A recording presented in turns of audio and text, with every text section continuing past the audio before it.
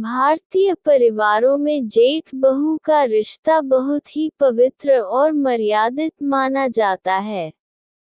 ये रिश्ता सम्मान, आदर और विश्वास पर टिका होता है। लेकिन कभी-कभी हालात और भावनाएं इस रिश्ते को नई दिशा दे देती हैं। ये कहानी भी ऐसी ही है, जहां एक जेठ और बहू के बीच एक अनकहा मगर गहरा प्यार जन्म लेता है। घर और परिवार का माहौल। दोस्तों, अगर आपको हमारी कहानी पसंद आ रही हो तो हमारे चैनल को सब्सक्राइब जरूर करना और वीडियो को लाइक करना तो बिल्कुल मत भूलना और कमेंट में जरूर बताना कि आपको कैसी कहानी पसंद है। और दोस्तों, हाँ, ध्यान से एक और बात सुनिए कि यह जो भाग चल रहे हैं, इन भागों में अगला भाग सुनने के लिए हमारे चैनल सब्सक्राइब जरूर करना ताकि आपको अगला भाग सुनने में कोई परेशानी ना हो। धन्यवाद आपका दोस्तों। उत्तर प्रदेश के एक गांव में रामलाल जी का बड़ा परिवार रहता था। उनके दो बेटे थे, अरविंद बड़ा बेटा और सुरेश छोटा बेटा। अरविंद पढ़ाई में तेज था और शहर जाकर नौकरी करने लगा। सुरेश गांव पर ही रहकर खेती बाड़ी और घर संभालने लगा। रामलाल जी ने सुरेश की शादी सीमा से कर दी। सीमा सुंदर और संस्कारी लड़की थी। उसके आने से घर में रौनक बढ़ गई। वह सुबह से शाम तक घर आंगन संभालती, बुजुर्गों की सेवा करती और हर काम में हाथ बटाती। सुरेश का जाना और अकेलापन। शादी के कुछ ही समय बाद सुरेश को नौकरी के लिए बाहर जाना पड़ा। वह महीने 2 महीने में ही घर आ पाता। धीरे धीरे सीमा को अकेलापन महसूस होने लगा।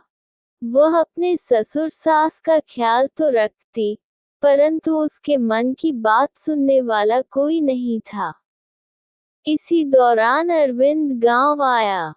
पहली मुलाकात और अपनापन। अरविंद ने पहली बार सीमा को ठीक से देखा।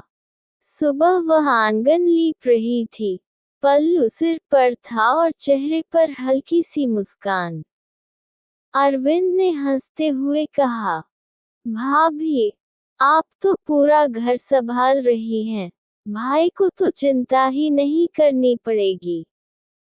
सीमा हल्का मुस्कुराए और बोली, जेठ जी, घर तो औरत का होता है, जिम्मेदारी निभाना ही मेरा काम है। उस दिन से दोनों के बीच सहज अपनापन बनने लगा। धीरे धीरे बढ़ती नजदीकियां। जब भी अरविंद छुट्टियों में घर आता, तो सीमा को लगता कि उसका अकेलापन खत्म हो गया। शाम को छत पर दोनों देर तक बातें करते। कभी खेत की समस्याएं, कभी गांव की बातें, कभी जीवन के अनुभव। एक दिन सीमा ने धीरे से कहा, जेठ जी, आप जब आते हैं तो घर में जान आ जाती है, वरना सब सूना सूना लगता है। अरविंद ने उसकी आंखों में देखकर बस मुस्कुरा दिया। उसकी चुप्पी ही बहुत कुछ कह रही थी। दिल का रिश्ता। समय के साथ दोनों के बीच एक गहरा लगाव बन गया। अरविंद को सीमा की मुस्कान अपनी थकान मिटाने वाली लगती। सीमा को लगता कि अरविंद उसके दर्द को बिना कहे समझ लेता है। लेकिन दोनों जानते थे कि समाज की नज़र में ये रिश्ता स्वीकार्य नहीं है। इसलिए उन्होंने अपने प्यार को कभी शब्दों में नहीं बांधा। संघर्ष और मर्यादा। एक रात दोनों छत पर बैठे थे। चांदनी चारों ओर फैली हुई थी। सीमा ने धीमे स्वर में कहा, क्या दिल की बात हमेशा दिल में ही रह जाती है, जेठ जी? अरविंद ने उसकी आंखों में गहराई से देखा और बोला, हाँ सीमा, क्योंकि कभी कभी मर्यादा ही सबसे बड़ा प्यार होता है। अगर हम चाहें भी तो इन रिश्तों की सीमाएं नहीं लांघ सकते। तुम मेरे लिए बहुत खास हो, लेकिन ये बात हम दोनों के दिल तक ही रहनी चाहिए। दोनों की आंखें नम हो गईं। उस रात उन्होंने तय कर लिया कि उनका रिश्ता पवित्र ही रहेगा। जुदाई का वक्त। कुछ ही दिनों बाद अरविंद को फिर शहर जाना पड़ा। घर से निकलते समय सीमा आंगन में खड़ी थी। उसकी आंखों में आंसू थे। उसने धीमे स्वर में कहा, आपके बिना ये घर सूना लगता है। अरविंद रुका, उसकी ओर देखा और बोला, सीमा, दूरी हमें अलग नहीं करती। हम चाहे जहां भी रहें, हमारे दिल हमेशा जुड़े रहेंगे। फिर वह चला गया। सीमा की आंखें बरस पड़ी, लेकिन उसके दिल में ये तसल्ली थी कि अरविंद ने उसके जज्बात समझे।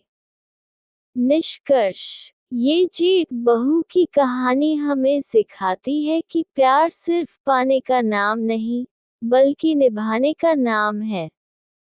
उन्होंने अपने रिश्ते को कभी समाज की नजरों में कलंक नहीं बनने दिया, बल्कि उसे दिल की गहराइयों में संजो कर रखा। ये रिश्ता अनकहा जरूर था, लेकिन पवित्र और भावनाओं से भरा हुआ था। क्या आप चाहेंगे कि मैं इसे कई भागों में, पूरी तरह उपन्यास की तरह आगे बढ़ाऊं, जहां और गहराई, रोजमर्रा की घटनाएं और संवाद हों?